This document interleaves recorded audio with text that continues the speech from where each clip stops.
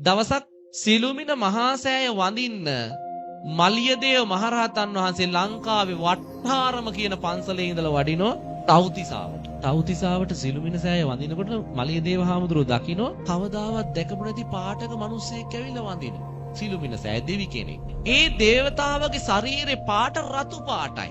දේවතාව ඔබ මේ තව්තිසාවේ දෙවි කෙනෙක් නොවේද? නැත ස්වාමීනි. මා තුසිතයේ සිට සිළුමිණ සෑය වන්දනා කරන්න පැමිණියෙමි. අනේ දේවතාව ඔබ තුසිතේ ඉපදෙන්න කලින් කොහෙද ඉපදිලා හිටියේ? ස්වාමීනි මම ඉපදිලා හිටියේ ලංකාවේ. දේවතාව ඔබ ලංකාවේ කොහෙද ඉපදිලා හිටියේ? ස්වාමීනි මම ඉපදිලා හිටියේ තිසා වැවේ වැව්විස්මත්තේ. තිසා වැවේ වැව්විස්මත්තේ කොයි හරියේද? වැලිතාවුල්ලේ. ඒ මහනවනේ. මලියදේව හාමුදුරුවෝ මේ දේවතාවගෙන් විස්තර ඇහුවේ සමීප නිසා. ඒ දේවතාව කියනවා ස්වාමීනි මම මනුස්ස ලෝකේ තිසාවැවේ වැව්තාවුල්ලේ වැලි පොළොවේ ඉපදිලා හිටියේ උඩා ගෙදරක. මගේ අම්මයි තාත්තයි හරි දුප්පත්. මම පොඩි කාලේ බහතෝරන කාලේ අම්මගෙන් ප්‍රශ්නයක් ඇහුවා. අම්මා මට ඒකට දීපු උත්තරේ නිසා මම පින් කරගත්තේ. මොකක්ද අහපු ප්‍රශ්නේ?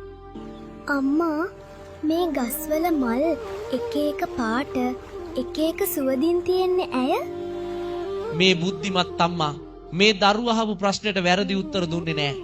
දීපු උත්තරේ තමයි පුතේ මේ ගස්වල මල් එක එක පාටට හටගන්නේ වෙන කිසිම හේතුවකට නෙවෙයි. මගේ ලෞතුරා බුදුහාඳුරන්ට පූජා කරන්නමයි. මේ මල් වල එක එක සුවඳ තියෙන්නේ බුදුහාඳුරන්ට පූජා කරන්නමයි. බුදුහාඳුරන්ට පුතේ එකම જાතියක මල් පූජා කරනවට වඩා පාට පාට මල් පූජා කරන එකෙන් පින වැඩි. එක එක සුවඳ තියෙන මල් පූජා කරන එකෙන් පුතේ පින වැඩි කිව්වා. අම්මා දීපු උත්තරේ කොහමද? අර පුතා එදා ඉඳන් මලක් දැක්ක ගමන් කඩාගෙන දුවගෙන ගෙදර අරන් එනවා. අම්මේ අපි මේක පූජා කරමු.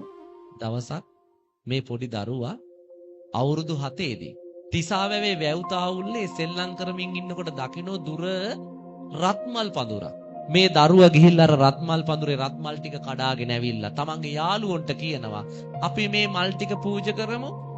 යාළුවෝ කියනවා අපෝ බෑ.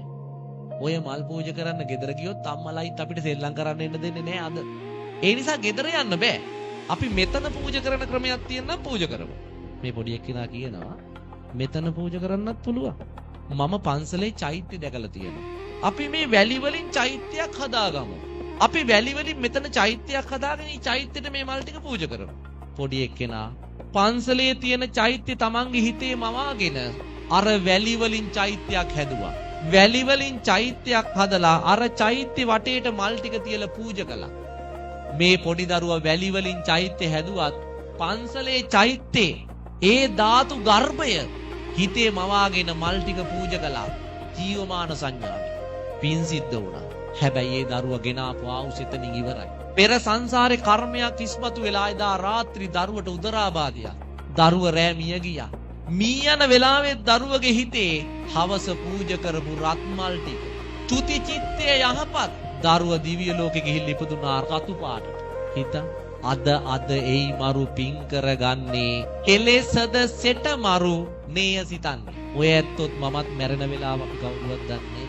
ඒ නිසා ඒ මැරිලා වැටෙන මොහොත වන විටත් අපි පිනෙන් පොහොසත් වෙලා ඉන්න ඕන.